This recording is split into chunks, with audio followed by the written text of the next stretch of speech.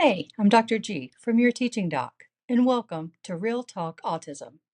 This series is made for teachers, homeschooling families, and parents of children who are trying their best but often feel overwhelmed. We focus on practical strategies that work with real kids in real classrooms and in real homes. Expect straightforward, evidence informed ideas that you can try now, no perfection required. There's no judgment here, just useful approaches and general structure designed to help reduce stress and make daily routines more manageable. Each episode brings realistic tips, small adjustments, and compassionate guidance to help everyone breathe a little bit easier and succeed together. So join us as we break down what helps the kids thrive and support the adults who care for them. Today, I'm going to start you with the overview of the structure system.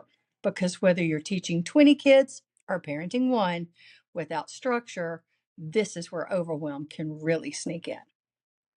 So, have you ever walked into a classroom or started your homeschool day and felt like a mama duck trying to get all of her ducklings headed in the same direction, but instead they're scattered across the pond? One's upside down, one's yelling, and somehow a squirrel jumped in to join that party. Yeah, that was my life. I was teaching middle school and doing all the things. Everything I learned in college, all the tips from the best educational books I read, everything in my training. I even had best practices on notepad on my desk. But real life, that was standing in front of my kids in the classroom, and yes, even my daughter at home. And that's where the real training and learning took place.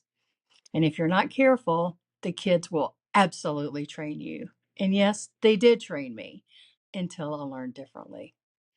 See, I was exhausted every single day, not tired, exhausted.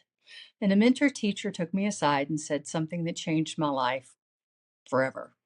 She said, if you're exhausted and the kids aren't, the classroom isn't being managed, it's managing you. That one hit. Oof. That's when I learned I needed a different type of structure.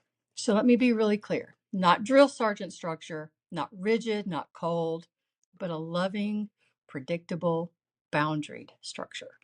Because when adults don't provide structure, our kiddos are going to create it. And it's louder and messier and way more exhausting. That's when I learned about the structure, STRUCTURE system. Remember, structure is not about control, it's creating conditions where regulation and learning can happen. S is for schedules and visuals. We have to make our awesome child's day more visible. T, token economies and tangible reinforcement. R, rituals and routines to reduce anxiety. U, for using data in decisions, yes, even at home. C, for communication, and T, for team collaboration. That helps create consistency. U is understanding. R are relationships that drive regulation. And E, an environment that shapes success. When these pieces work together, behavior and learning improves because the system finally supports the whole child. This framework has supported me for 30 years working with diverse learners, including students with autism, ADHD, trauma impacted kids, and yes, even neurodiverse adults.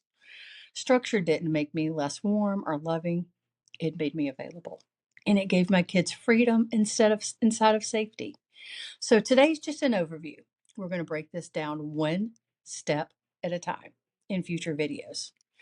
If this has helped you and you want to know more, be sure to like so other teachers and parents can find it too. Drop a comment with duck if this felt familiar and you want to know more, whether you're in a classroom or at your kitchen table. Just know you belong here. Be sure to follow me so you don't miss the next video where we'll get to really dig in. And don't forget to grab the overview structure chart in the link below. Remember, you're not behind. You're learning how to build a support that actually helps, step by step. Thanks for being here, and I'll see you in the next video.